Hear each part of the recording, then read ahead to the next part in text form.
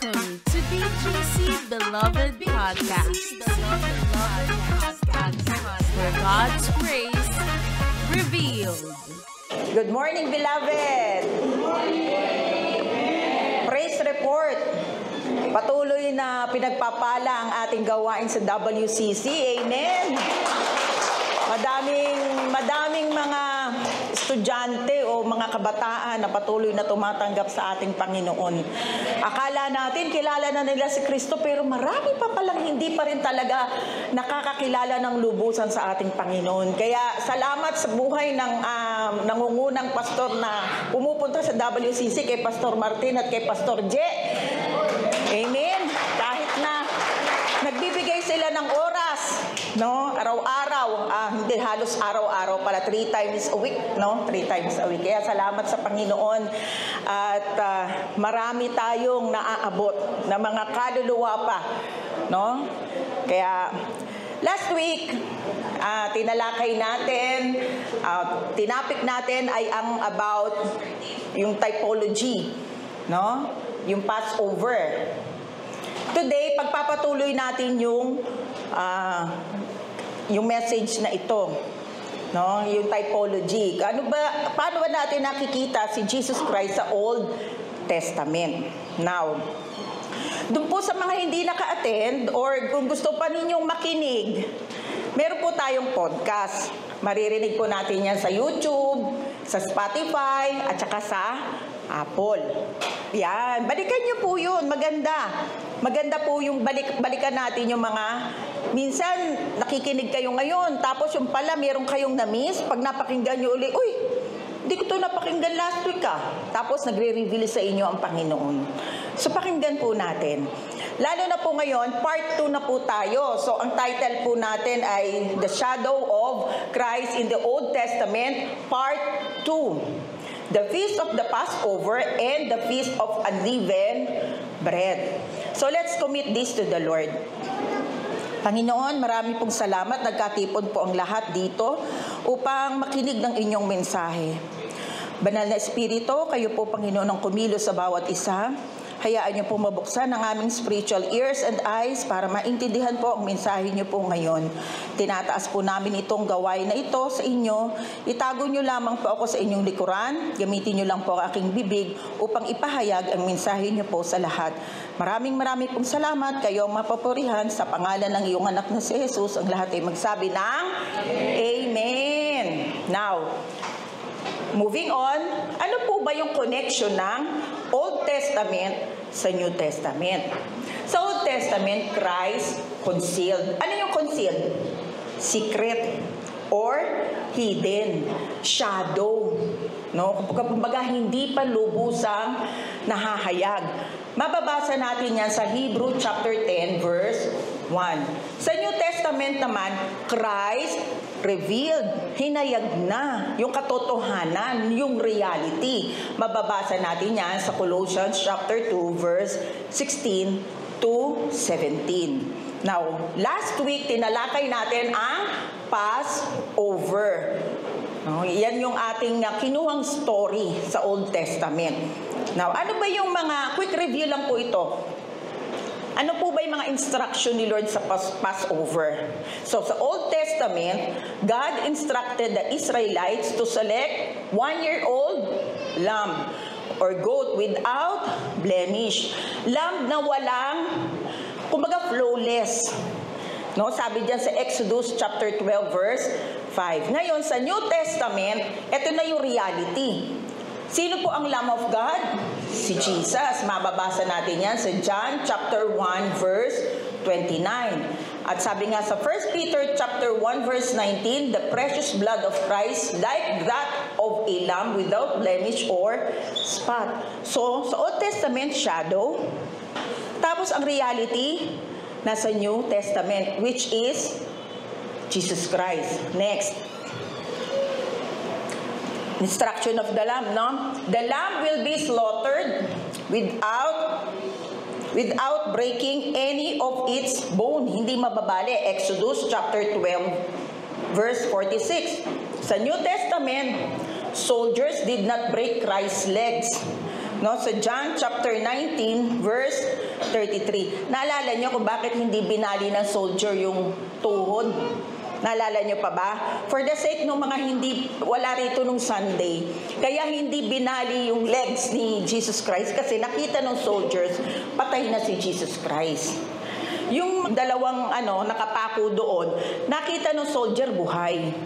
Kaya binali yung kanilang legs para hindi na sila makahagap pa ng hangin.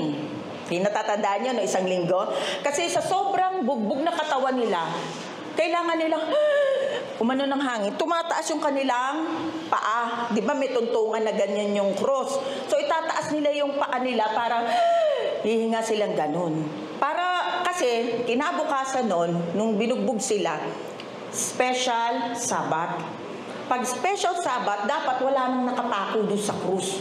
Di ba nga nung sa Hudyo noon, pag Sabado, dapat walang magtatrabaho, dapat wala kang gagawin kasi rest day nila yun. Nalaman ko nga yung mga sobrang sa religion nila, kahit nga pumindot daw ng elevator, ayaw eh.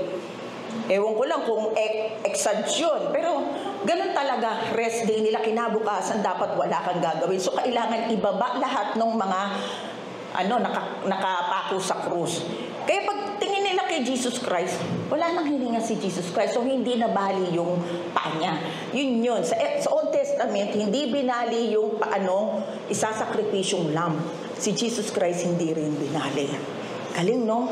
Sa Old Testament pa lang, nakahayag na yung gagawin kay Jesus Christ. Next. Another instruction.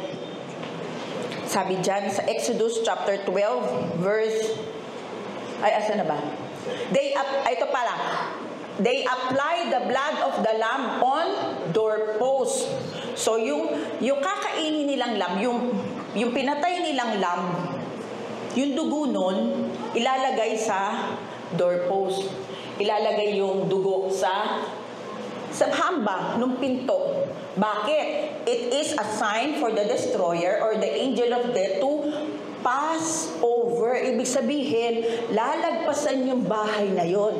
Bakit? Sabi kasi ni God, kasi di ba, kinuwento ko nung isang linggo, mayroong plagues na binigay si Lord para paalisin yung mga Israelites sa Egypt. Ayaw ng Pharaoh, kaya nagbigay siya ng plague. Ang last plague, papatayin yung panganay.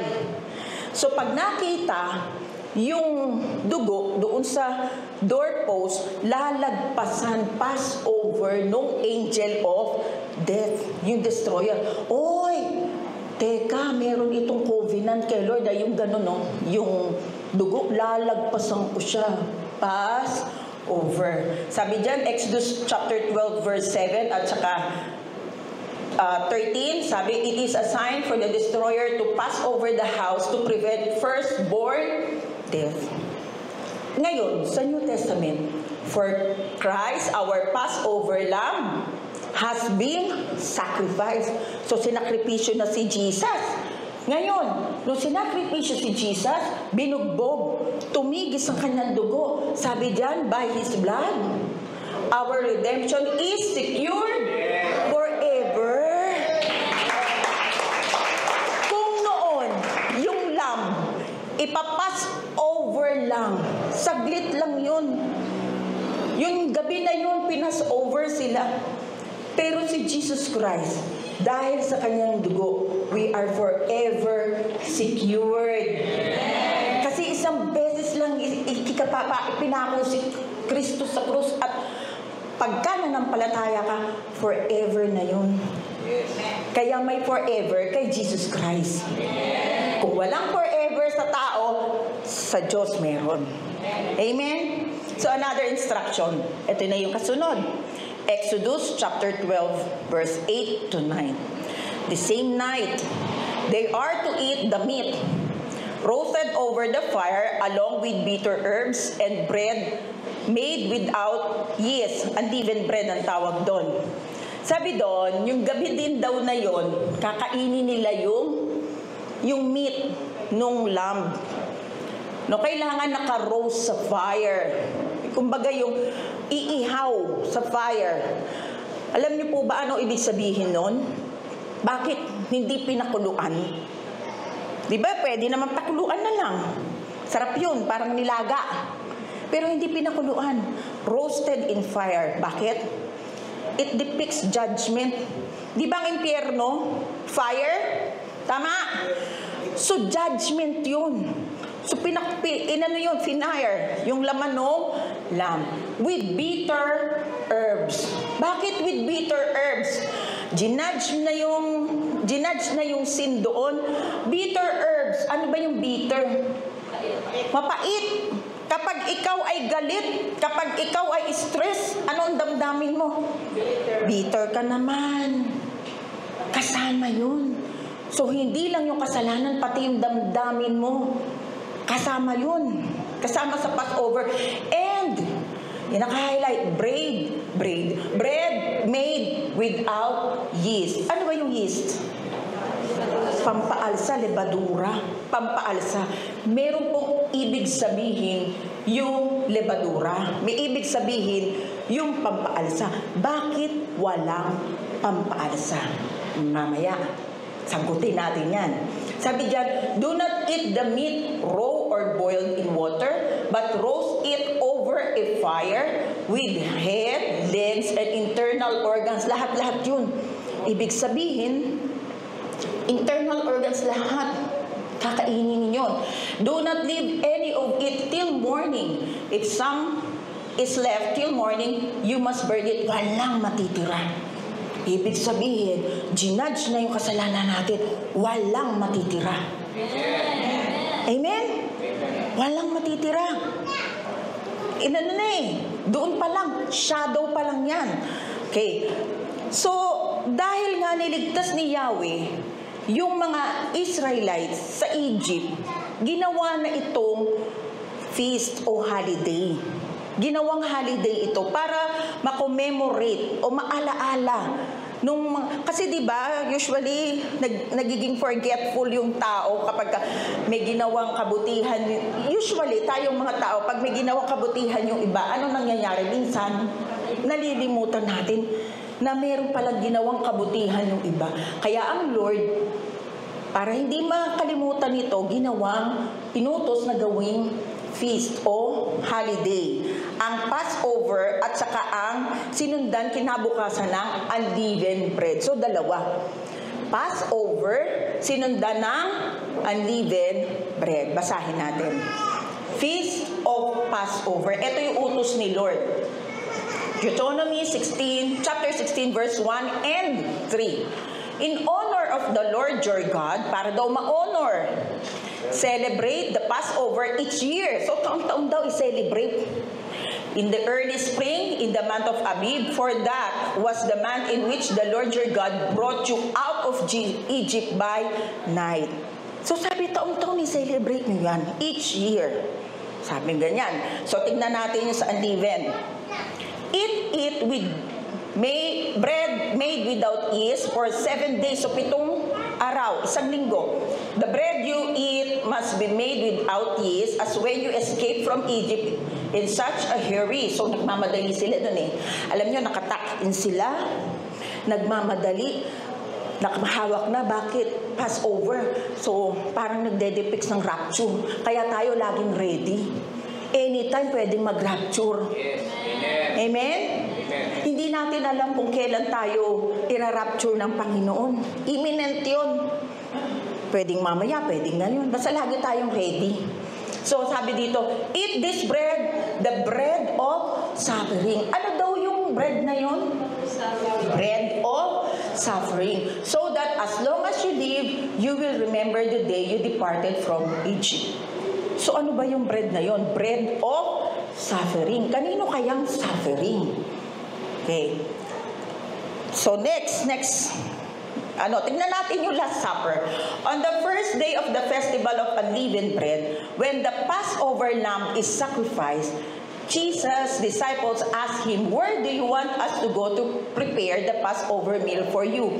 So, ano yung tinatalakay ng verse dyan?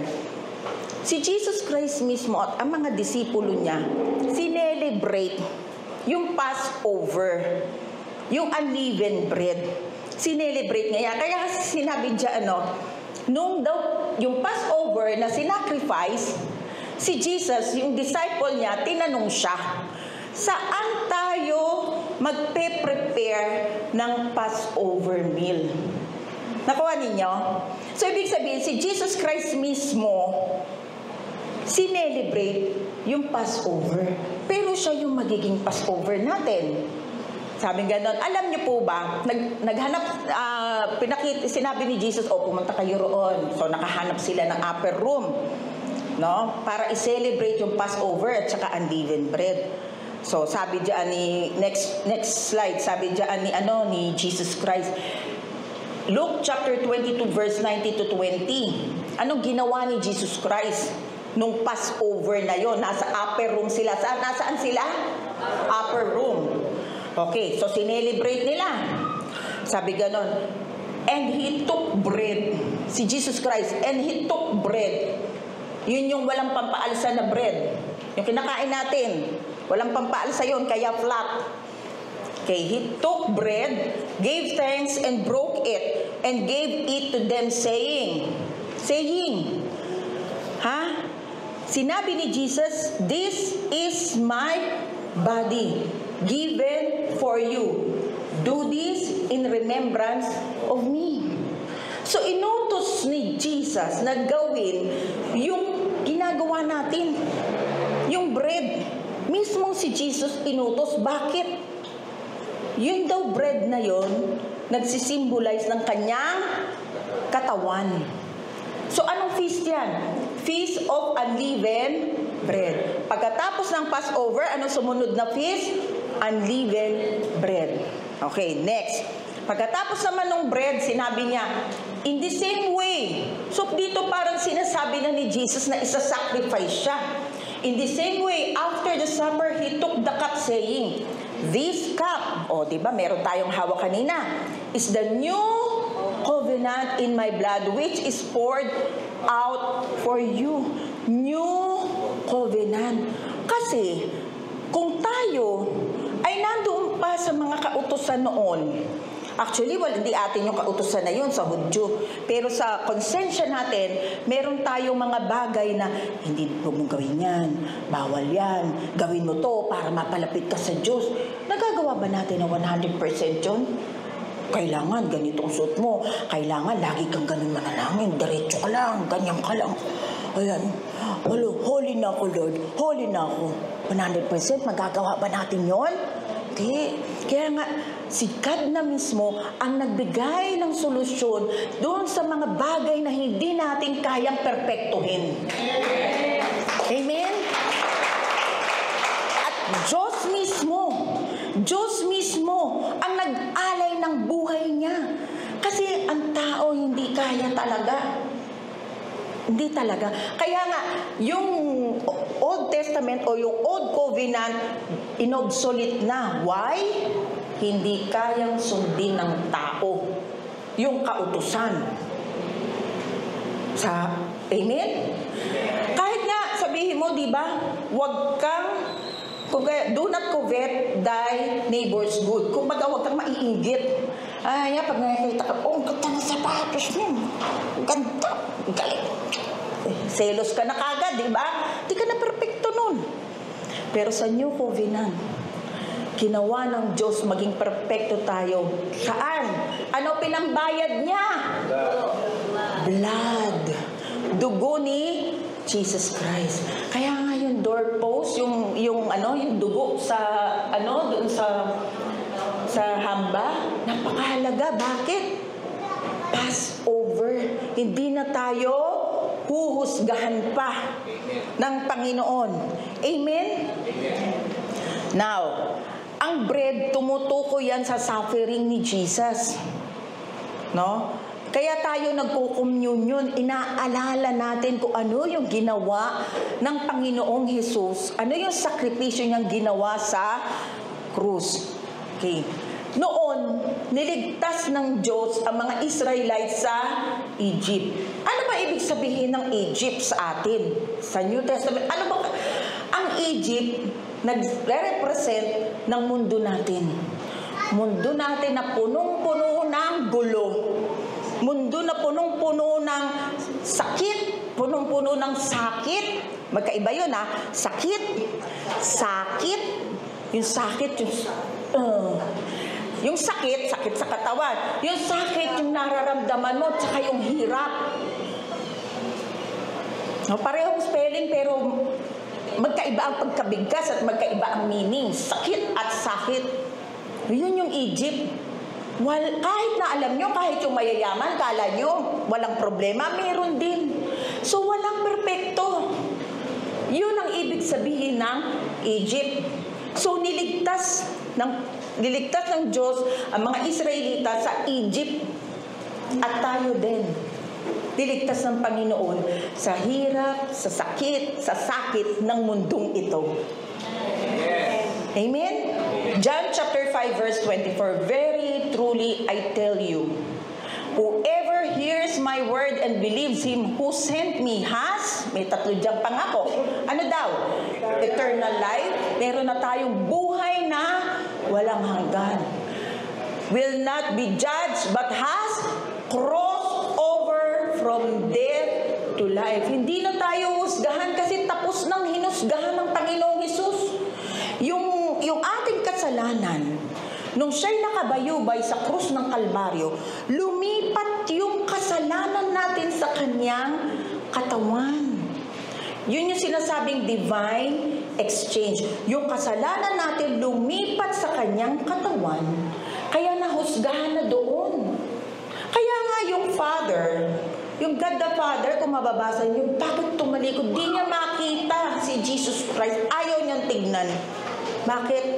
Kasi nung panahon na yun, yung lahat ng kasalanan ng buong mundo ng tao, nandoon sa katawan ni Jesus Christ. Kaya hindi makita yun ng Father. Kasi siya'y holy. Okay? So, hindi na tayong uusgahan dahil ang paghusga nandun na kay Jesus Christ. Kaya tayo ay nag-cross over. Nakakakit na ba kayo doon sa ano? Ano ba tawag doon? Passover. Ano ba yung overpass? Overpass. Yeah. Tayo naman, nag-cross over. Tumawid na tayo from death, bound tayo dapat sa hell, to life. Amen. Amen? Mula, dapat tayo, kasi ang kabayaran ng kasalanan ay kamatayan. Kamatayan, mamamatay talaga tayo lahat, wala. Lahat ng walang Kristo sa puso, bound to hell. Pero hindi na tayo hinusgahan ng Panginoon dahil kay Kristo. Nag-cross over na tayo. Amen ba? Tingnan natin yung Greek ng crossover. Ang Greek ng crossover ay metabaino. Galing sa dalawang salita. Meta, change, baino, place. Pag pinagsama, change of place. Paano change of place, Pastora? Kasi dapat bound to hell na tayo. Pero dahil nag-crossover tayo, nagbago tayo ng lugar. Tayo ay bound to heaven. Amen? Lahat ng tunay na nanampalataya sa Panginoon, hindi na sa impyerno pupunta. Sa heaven na. Amen? Good news! Good news! Good news! Perfect tense. Pag titignan mo sa Greek, perfect tense yun. Pastor, ano yung perfect tense? The action is done. Ginawa na ni Kristo. The actor is at rest. Nagpapahinga na si Kristo. Wala na siyang ginawa. Tapos na yung gawa niya. Nandoon na siya sa kanang bahagi ng Ama. Nandoon na siya, nagre-rest na siya, nag-aantay na lang ng time. Anong time? Na yung mga hintil makumpleto. Yes. Kaya siya tayo ng gospel. Ha? May bilang ang hintil. And the result continues. Dire-diretso yung ginawa ni Jesus. Habang may tumatanggap sa Panginoong Jesus, may naliligtas, may nag-iiba ng lugar, may nagko-cross over, may nagpa-pass over. Di ba't good news yan? Napakabuti ng Lord, di ba? Bound sana tayo sa kapahamakan, safe ka dito. Amen ba? Wow, ang totoo niyan. We are not citizen of this world na. Diba yung mga nagpupunta ng Amerika, ay magpapabago ako na ayoko na maging Pilipino. Wala yun. Gusto ko ano na ako, Afrikano na ako, gusto ko maging Afrikano na. Wow, ganun yung mga Afrikano, diba? Diba? Di, mas maganda ito. We are bound to heaven. Next, Philippians chapter 3 verse 20. Oh, sabay-sabay tayo. But we are citizens of heaven, where the Lord Jesus Christ lives. Woo! Ay, parang hindi sila masaya, natagalangit sila. Amen. And we are eagerly waiting for Him to return as our Savior. Hinihintay na lang natin ang pagbabalik ng Panginoon, pero tagalangit ka na, di ka na tagalupa. Nung araw, merong Encantadia. Mga kaedad ko, nanonood ba kayo ng Encantadia? Sabi, hoy, tagalupa! Sabi kay Vic Soto, tagalupa! Yeah. Ha? Ano daw? Okay ka, pero hindi pala Encantadia yun. Sorry. Yon, tayo ay tagalangit na. Kaya kumilos tayo na tagalangit. Paano ba ang kilos ng tagalangit? Ang banal na espiritu na ang magsasabi sa inyo. Dahil sabi sa Galatians, tayo ay puno na ng love, joy, peace, patience, no? Lahat-lahat na, kindness, goodness. Amen. Yun yung mga tagalangit. Palmalakpak nga mga tagalangit. Amen. Iniintay na lang natin ang Panginoon. Ba? Tuwan-tuwa tayo kapag ka meron ng dual citizen. O ngayon, triple citizen na, tatlong pinakamahalagang citizenship. Diba? Citizens of heaven. Yan. So, hinihintay na lang natin na pagbabalik. Dalawang nga po pala ang klase ng pagbabalik. Ang una pong pagbabalik ay si Jesus, sa clouds lang siya. Sasalubong tayo, yun yung rapture. Sasalubong tayo. At dadalhin niya tayo sa kaharian upang tanggapin natin ang ating reward. Amen. Ang pangalawang pagbabalik niya, bababa siya sa Mount Olives. Kasi yun, para matapos yung tribulation. Ano yung tribulation? Gulo sa mundo. At maghahari siya sa mundo ng millennial year o 1,000 year. So saan tayo? Doon tayo sa una. Ira-rapture tayo. Sasalubungin tayo ni Jesus sa clouds. Ayan na, halika rito. Welcome sa langit. Diba? Ang sarap. Amen. Amen? Kaya kumilos tayo ng tagalangit. Dito palang mag-practice na tayo. Amen ba? Amen. Now, balik tayo sa Last Supper. Sa Last Supper, may two elements na sinabi doon sa Lord's table. Wine at saka bread. Yung wine, ibig sabihin, kumbaga nagre-represent siya sa blood ni Jesus. At ibig sabihin ng blood ay forgiveness. No, forgiveness. Yung bread naman, nagre-represent sa kanyang body na ang ibig sabihin ay healing. Di ba sabi nga, sacrifice yun. Bread of sacrifice. Sinakripisyo na ni Jesus yun sa krus ng Kalbaryo. Kaya yung bread na kinakain natin, for healing na yon. Now, tingnan natin yung Matthew chapter 26 verse 27 to 28. Then he took the cup, gave thanks, and offered it to them, saying, "Drink from it, all of you." Sabi ganon, "This is my blood of the covenant, which is poured out for many for the forgiveness of sin." Yun daw, blood of the covenant, para daw sa kapatawaran ng kasalanan. Tingnan natin yung Greek ng many. Ang Greek ng many ay polos, na ibig sabihin all together, in toto, ibig sabihin na in toto, lahat-lahat na, whole. All including everyone, in total. Pastora, many yung nakalagay dyan. Ang totoo, yung ginawa ni Jesus sa krus, sabi nga, di ba, for God so loved the world. Para sa buong mundo, kaso. Di ba, pag may nagregalo sa inyo, pwede nyo tanggapin, pwede nyo tanggihan. Ang katotohanan, ang nakakatanggap lang ng kaligtasan na alok ng Panginoon ay yung naniwala at tumanggap lang sa Panginoon. Amen? Kasi yung iba, nire-reject, ay ayoko nga yan.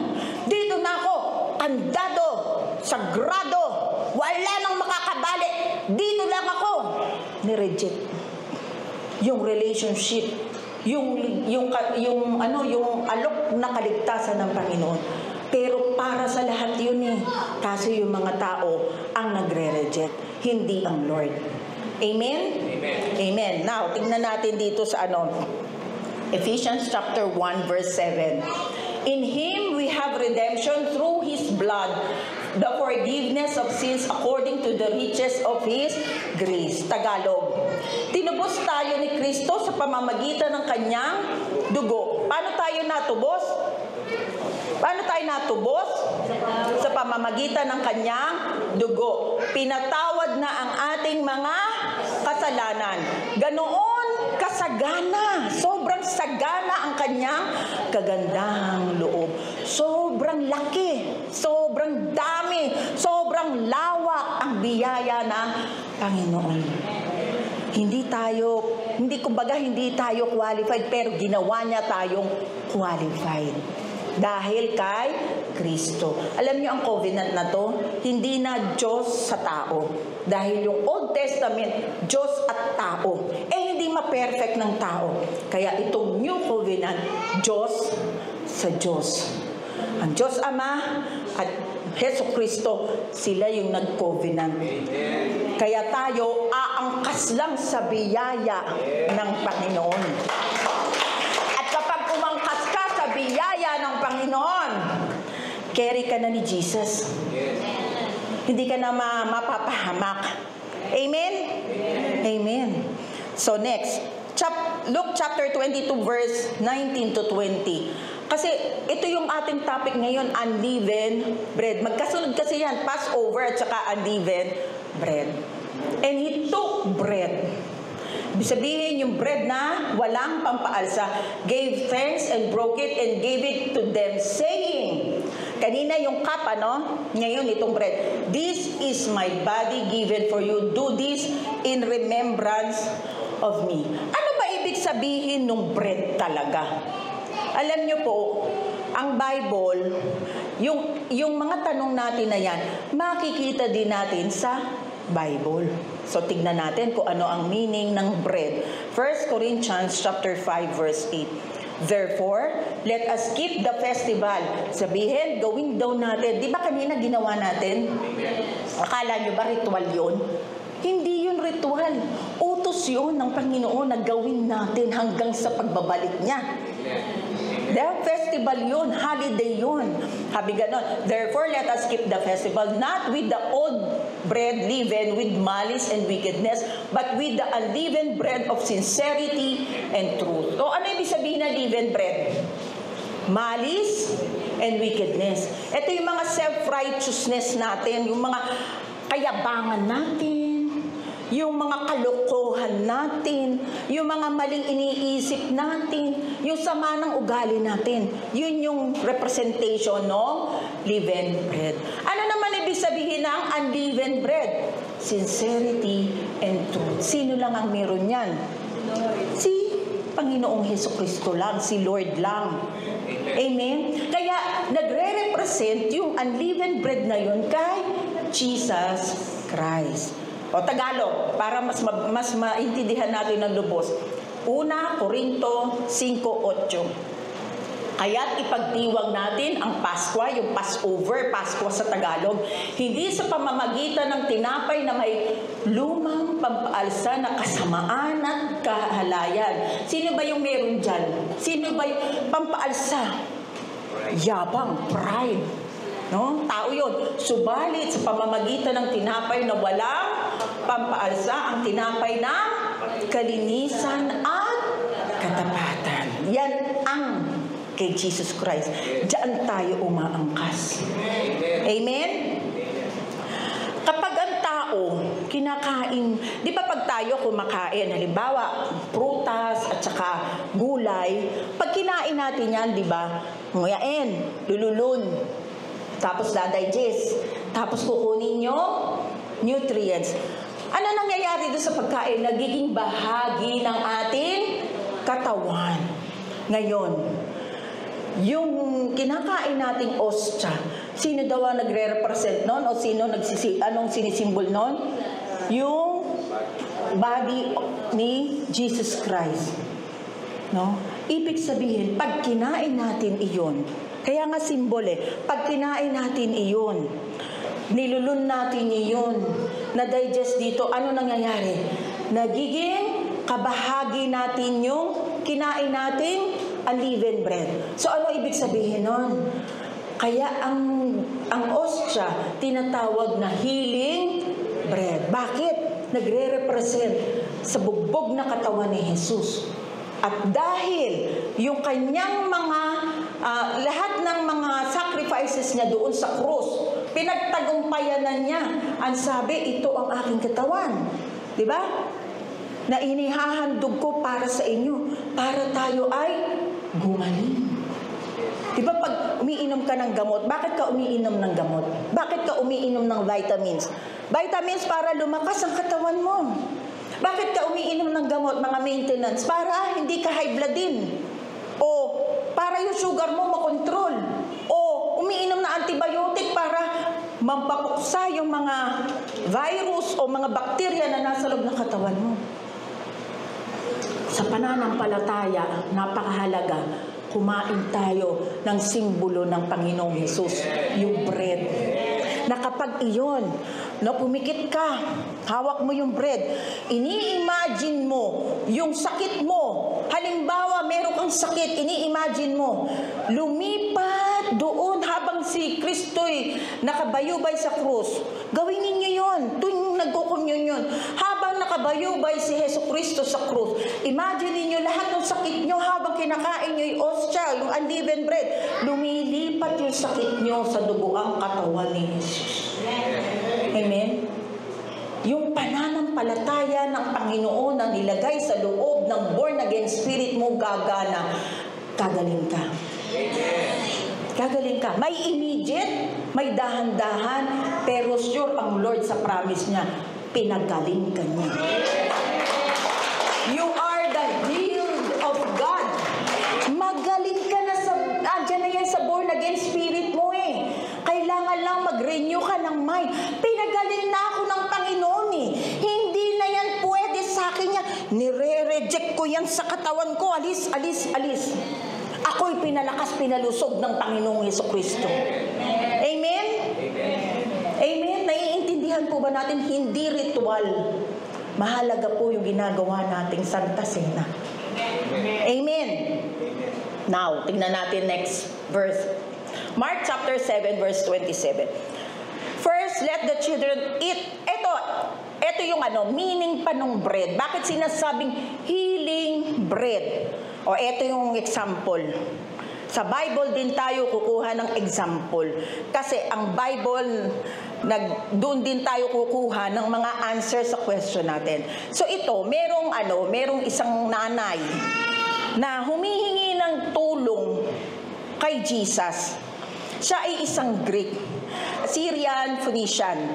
Nung humihingi siya ng tulong, sabi niya, tulungan mo ako. Sabi niya, yung anak ko, nadidemon possess, inaalihan ng demonyo.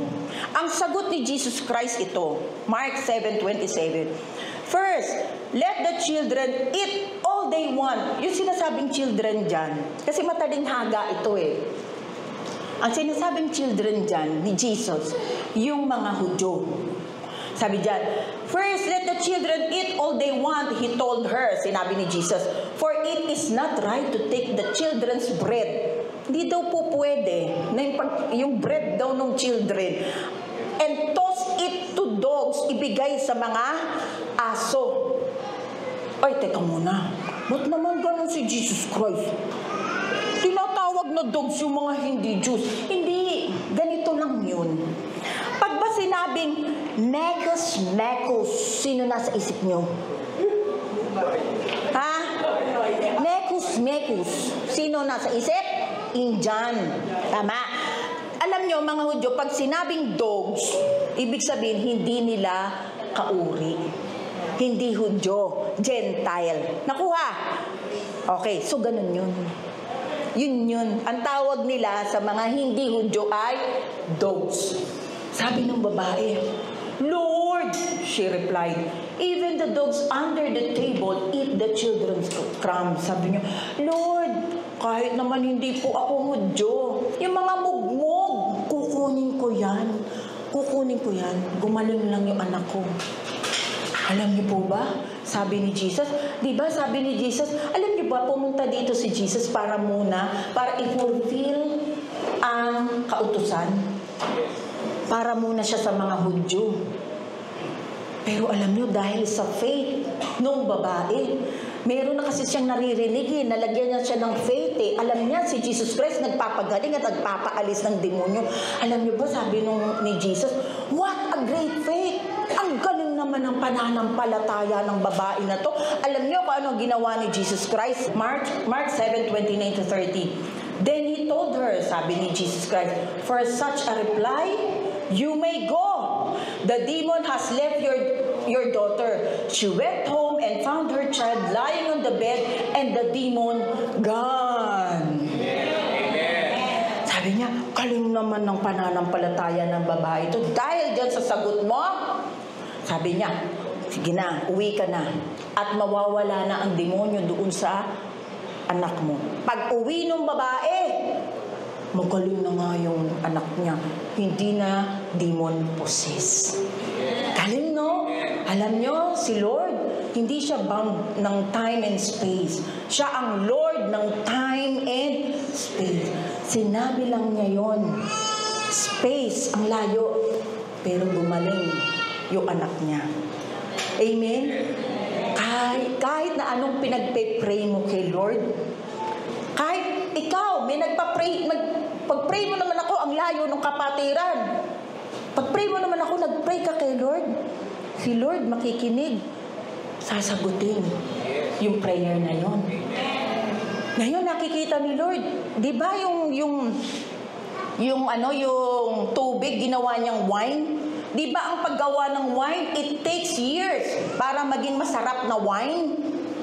Pwedeng 20 years, 7 years, basta matagal.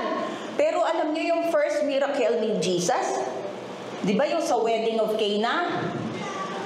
Di ba? Nakatatandaan niyo ba yun? Sa wedding of Cana, naubos yung alak. Sabi ni Mary, gawin mo namang yung bahala ka na, gawin mo wine yan. Alam niyo, ginawang wine yung tubig ni Jesus Christ at lumabas sa pinakamasarap na wine. Paglabas na ganun, grabe, sabi nung mga bisita, ang sarap naman ito, kakaiba ka. Usually, yung masasarap na wine sa una, paglasing na. Kahit hindi na masarap, hindi na malasahan ng mga lasing. Pero ito, kakaiba. Kaya ganon, di ba? So, ano ibig sabihin nun? Kung kailangan mo ngayon at nakikita ni Jesus, kailangan mo ngayon, kaya niyang immediately ibigay sa inyo. Amen? Kung kailangan mo ng kagalingan ngayon, immediately ibibigay ng Panginoon sa iyo. So, kasi siya ang Panginoon ng space and time. Now, gusto ko sa inyong ipakita yung itsura ng araw ng unleavened bread. Ang tawag dyan, matzah. Matzah. Okay. Makita nyo yan, may butas-butas yan. Tapos may mga stripes. Okay, 3 important points about matzah. Number 1, dapat walang pampaalsa, unleavened. Kasi ang pampaalsa, ang ano niyan, ano ibig sabihin ng pampaalsa? Sin, pride. Diba? So, kailangan unleavened. Kaya flat yan, walang pampaalsa. Number 2, bake. Uy, hindi kagaya ng pagbe-bake dito dito, 'di ba? Pagbe-bake dito ilalagay lang sa gas range o doon sa talagang baking tapos may apoy doon. Hindi ganoon. Ang pagluluto dati, talagang apoy. Tapos talagang nakabantay kasi pwedeng lumakas yung apoy, talagang apoy. Kasi 'di ba kanina sinabi ko sa inyo, ano ibig sabihin ng fire? Judgment. Diba? Tapos, kailangan, merong tusok-tusok at may stripes. Alam nyo, kung sinong dyan? Si Jesus Christ din. Si Jesus Christ, walang sin, walang blemish. Perfect. Bake, hinusgahan lahat ng kasalanan natin sa duguang katawan ni Jesus. Ginudge na doon yung ating kasalanan kay Jesus. And number 3, pierced with holes and stripes. Di ba binugbog siya? Tinusok pa nga yung tagliran niya. Di ba hinataw siya? Tama? Hinataw lahat yun. Tinanggap ng Panginoon. Yun yung matcha. Yun yung kinakain natin. No? Kaya lang yung osya, hindi na masyadong nilagyan ng tusok. Alam nyo yung kaya lang yung skyflakes kasi may pampaalsa. Alam nyo yung skyflakes, may dot. Wala lang stripes. Kaya lang hindi pa rin yun dahil meron yung pampaalsa kasi medyo hindi. Pero yun yung medyo katulad. Pero yan yun. Nakuha po? So, nagre-represent yan kay Jesus Christ. Alam niyo po ba? Sinabi na yan sa Old Testament, Isaiah chapter 52 verse 14. But many were amazed when they saw Him. Alam niyo po ba kung ano itsura ni Jesus Christ? Sabi ganyan. But many were amazed when they saw Him. His face was so disfigured. He seemed hardly human, and from His appearance, one would scarcely know He was a man. Tingnan niyo yung tinapay, yung kanina, yung matza. May tusok-tusok. Ang pangit. Hindi kagaya ng mga bread natin ngayon, gaganda, may mga design pa. Di ba? May mga papalamuti pa. Yung matcha, nakita nyo parang, pag kakainin ko ba to? Ano ba ito? Parang may uling-uling. Ganon. Pero yun, nagre-represent kay Jesus. Tignan nyo yung itsura ni Jesus noon. Marami ang nagulat. Nang siya'y makita, si Jesus Christ nung binugbog, dahil sa pagkakabugbog sa kanya, halos hindi makilala kung siya ay tao. So, kaya nagre-represent yung matcha kay Jesus Christ. Talagang tiniis na lahat yun. Alang-alang para sa atin. Amen? Now, tignan pa natin uli sa Isaiah. Isaiah chapter 53 verse 4. Sa New King James Version, sabi, surely He has borne our griefs and carried our sorrows, yet we esteem Him stricken, smitten by God, and afflicted. Sabi sa New King James Version, griefs and sorrow. So, emotion yun. Yung mga, yung kinalulumbay-lumbay natin, yung kinalulungkot-lungkot natin, yung kinaka-stress natin, yung pinoproblema natin. Okay? Tingnan naman natin sa Young Literal Translation. Surely, our sicknesses He hath borne, and our pains He hath carried them, and we have esteemed Him plagued, smitten of God, and afflicted. So sabi diyan, sa Tagalog, basahin ko na lang sa Tagalog, tunay ngang inalis niya ang ating mga kahinaan. Pinagaling niya ang ating mga karamdaman, subalit inakala nating ito'y parusa ng Diyos sa Kanya. So, akala ng mga Hudyo, pinurusahan ng Diyos si Jesus Christ. Pero katuparan pala yun para tayo ay maligtas at gumaling. Amen? So, alam niyo pa ba yung katuparan na yan? Nasa Matthew chapter 8 verse 17. Sabi diyan, that it might be fulfilled. No. Which has spoken by Isaiah the prophet. Yung binasa natin kanina. Saying, He Himself took our infirmities and bore our sickness. Ano ba yung infirmities? As asthenia sa Greek.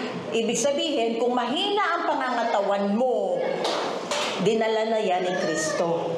Kung may sakit ka, dinala na yan ni Kristo. Maniwala ka lang at manampalataya. At ito pa, 1 Peter 2:24, who himself bore our sins in his own body on the tree, that we, having died to sins, might live for righteousness. Are we righteous? Yes. Sabihin mo nga, I am the righteousness of God in Christ Jesus. Kung righteous ka na, ito para sa'yo. By whose stripes, ano daw? You were healed. Sabihin mo, I am healed. Kung meron ka mang kinalulumbay ngayon, may problema ka ngayon, emotionally, nanghihina ka dahil sa mga problema, you were healed. Kung may sakit ka man ngayong nararamdaman sa katawan mo, by His stripes, you were healed. Amen? Now, let's go to life application. How do we value the Lord's body? By focusing on the broken body of Jesus as the key to our health and healing. Yes, pwede ka naman uminom ng gamot. Pero mas importante na galing sa Diyos. Yung pananampalataya mo, paniwalaan mo, pinagaling ka na ng Panginoon. Alam niyo po ba? Tingnan ninyo. Kahit yung mga tao na umiinom ng gamot, nasa ospital na sila, hindi sila gumagaling. Bakit? Kasi ang kagalingan, kanino galing? Sa Panginoon. Kaya hihilingin natin yun sa Panginoon. Kaya yung ostya, kapag iyon inisip mo, simbolo yun ng Panginoong Hesus na pinagaling ka na. Habang kinakain mo yun, matutunaw yun, magiging parte. Si Jesus ba mayroong sakit sa langit? Wala. So panampalatayanan mo, wala ka rin sakit. Kinain mo nga yung simbolo ng katawan niya eh. Amen? Now, sabi diyan sa 1 Corinthians chapter 11 verse 26, for as often as you eat this bread, ano sinisimbol ng bread? The broken body of Christ. And drink this cup. Ano sinisimbolo nung iniinom natin na wine o grapes? The blood of Christ. You proclaim the Lord's death. Christ's finished work till He comes. Amen? Amen. So, hanggang sa pagbabalik ng Panginoon, hindi tayo titigil na alalahanin yun. Yung healing bread na yun, hanggang sa muli niyang pagbabalik. Yung lahat ng nararamdaman ninyo, panampalatayanan ninyo. Now, another life application. Can we do it outside the church? Yes. Sabi nga sa Acts chapter 2 verse 46, so continuing daily with one accord in the temple, so pumupunta rin sila sa simbahan, pagkatapos sa simbahan, and breaking bread from house to house. Sinabi ba dyan sa simbahan lang? Breaking of bread from house to house. So pwede sa bahay? Yes. They ate their food with gladness and simplicity of heart. Sabi sa Tagalog, araw-araw nagtitipon sila sa templo at naghahati-hati ng tinapay sa kanilang mga bahay. Lubos ang kagalakan nila sa kanilang pakikibahagi sa pagkain. Pastora, ano ba ang qualification namin? Di ba dapat pastor lang ang magmi-minister niyan? O kaya mga leaders? Sabi diyan sa 1 Peter 2:9, ngunit kayo ay isang lahing pinili, in English, chosen generation. Wow! Pinili kayo ng Panginoon. You are a chosen generation. Mga maharlikang pari. Wow, pag sinabing maharlika, ano yon? Royal. Prinsesa ka, prinsipe ka, hari ka, queen ka. Royal priesthood, isang bansang hinirang bayang pag-aari ng Diyos, pinili upang ano daw? Magpahayag ng mga kahangahangang ginawa niya. Siya ang tumawag sa inyo. Sino ang tumawag? Ang Panginoon. Siya ang tumawag sa inyo mula sa kadiliman. Ito na yung crossover natin. Mula sa kadiliman, patungo sa kanyang kahangahangang kalinawagan. Balik tayo dun sa priesthood. Ang high priest natin ay sino? Si Jesus Christ. Tayo'y mga pare na ang ibig sabihin, ang ating prayer nakakaabot sa Panginoon. Kapag ikaw ay nanalangin, dinidinig ng Panginoon ang mga panalangin mo.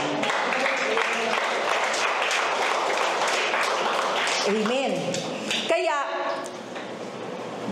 qualified kang mag-minister ng healing bread sa bahay. Kung ikaw ang nanay, kung ikaw ang tatay, ikaw ang mamumuno.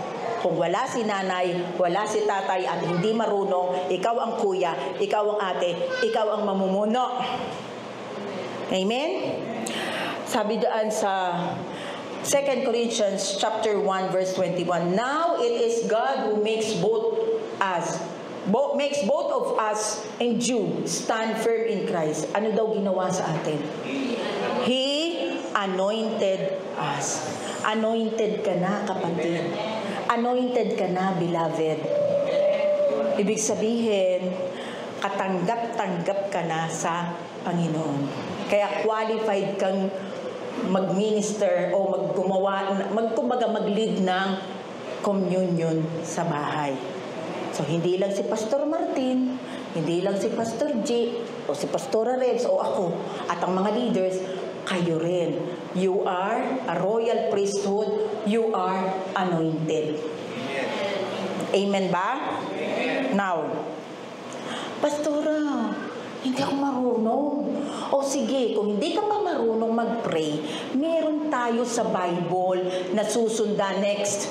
May susundan tayo. How do you administer the Holy Communion? Number 1, kunin mo ang Bible. Ito, kunin mo, buksan mo sa 1 Corinthians chapter 11 verse 23-26. Read it aloud. Alam niyo kung ano yung sinasabi doon? Yung sinasabi ni Pastor Martin dito sa harapan kanina. And then, after nun, magpasalamat ka, Panginoon. Salamat, pinagaling niyo na kami. Salamat. Kami ay pinatawad mo na sa aming mga kasalanan. Ganun lang kasimple. At masasanayan niyo na yan. Yun lang yun. Okay po ba? Amen ba? Kaya ba? Kaya nyo naman siguro magbasa ng Bible. Ha? Bubuklatin nyo sa 1 Corinthians. Ha? Bubuksan. Bubuklatin. Kaya bang magbuklat? Ha? Sino hindi marunong magbasa? Oo, buti na lang. Marunong kayo magbasa kasi hindi kayo sumagot. Hindi pa rin nila na-gets. Anyway, madali lang po. Now, after the Passover, tignan nyo yung nangyari sa mga Israelites. After the Passover, the Israelites were saved, blessed, and healthy. Saved, alam na natin, i-redeem na tayo ng Lord. Healthy, alam na natin, pinagaling na tayo ng Panginoon. Pastora, may blessed dun. Ano yun? Basahin natin. Psalms 105:37. Then he led the Israelites out. Pinaalis na sa Egypt. Ano daw yung dala-dali nila? Carried silver and gold, and all of them were healthy and strong. Ano daw yung dala nila out of Egypt? Nung pinaalis na sila sa Egypt, silver and gold. Umulan ba, pastor, ng silver and gold? Hindi. Sa tagal ng mga Israelites sa Egypt, may mga naging kaibigan na silang mga Ehipto. Ngayon, itong gold, dalhin mo. Ito silver, dalhin mo. Pinigyan sila ng silver and gold. Blessed ba sila? Yes. So, ibig sabihin, kumpleto tayong niredeem ng Lord. Niredeem tayo, hindi na tayo pupunta sa impyerno. Pangalawa, kapag inaalala natin yung broken body ni Jesus Christ, pinagaling na tayo ng Panginoon. Pangatlo, hindi lang pala yun, pinagpapala tayo sa lahat ng bagay. Amen? Pwedeng may magbigay, pwedeng binigyan ka ng power ng Holy Spirit na gawin yung bagay na yun, na promote ka sa trabaho. Umunlad ang negosyo mo. Kanino galing yung power na yon? From within. From the Holy Spirit. Bless ka. Amen? Now, if the shadow of the Passover saved them, blessed and made them healthy, what can the real Passover do? Nasa reality ba tayo? Yes. So, kung nasa reality tayo, edi mas effective yung Passover. Tama? Hindi. Tama. Mas effective dahil nasa reality tayo. After the real Passover at the cross, we are now what? Saved, blessed, and healthy. Amen. Kung save ka na, pinagpala ka na ng Panginoon. Kung save ka na, pinagaling ka na ng Panginoon. Pinalusog ka na ng Panginoon. Amen. Si Jesus Christ ay pinahirapan, pinako sa krus, namatay ng Passover. At siya din ang simbolo ng unleavened bread. Kaya napakabuti ng Panginoon sa buhay natin. Amen? Palakpakan naman natin uli ang Panginoon. Thank you, Lord. At iiwan ko ang beloved thought sa inyo. Redeemed by Jesus, our Passover Lamb. Ano yung beloved thought natin? We are redeemed by Jesus, our Passover Lamb. Are we redeemed? Yes. We are saved. We are blessed.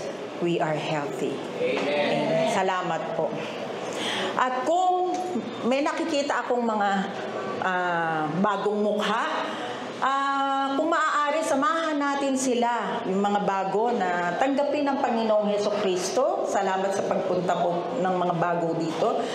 Yumuko tayo at alang-alang doon sa mga bago, sumunod tayo sa panalangin. Lakasan po natin. Panginoon, salamat po.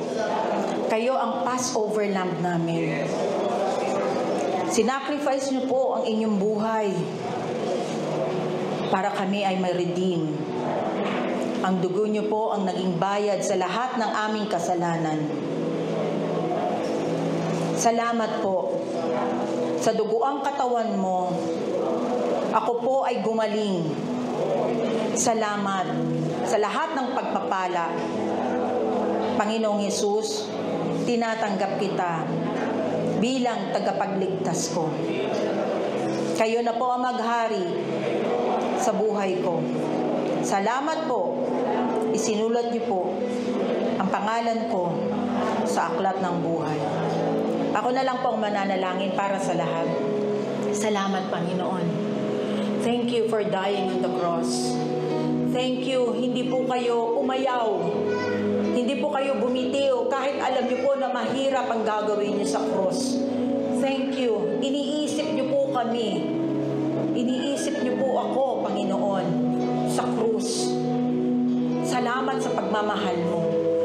Salamat hindi mo lang kami iniligtas, kundi pinagaling at pinagpala.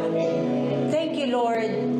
Banal na Espiritu, kayo po, Panginoon, ang siyang maghari sa aming buhay. Lahat po ay iaangkas po namin sa mayamang biyaya ninyo. Lord, ang mga kapatid kong narito, salamat, pinagpala niyo na po ang lahat. Pinagaling sa pangalan ni Jesus. Lahat ng merong nararamdaman sa katawan. In Jesus' name, I speak healing to your body from head to toe in Jesus' name. Wala kang karapatan sakit sa lahat ng aming kapatiran, sa lahat ng beloved in Jesus' name. We are healed sa pangalan ni Jesus.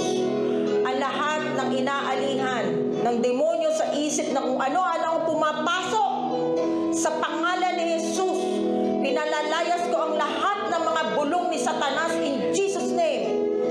Sa pangalan ni Jesus, kami ay pinagpala na, kami ay pinaburan na, kami ay pinagaling na ng Panginoong Jesus. For no weapon formed against us shall prosper, and every tongue which rises in judgment we shall condemn. This is the blessing of God sa lahat ng kanyang mga minamahal. Thank you, Lord. We receive your blessing and healing in Jesus' name. Amen.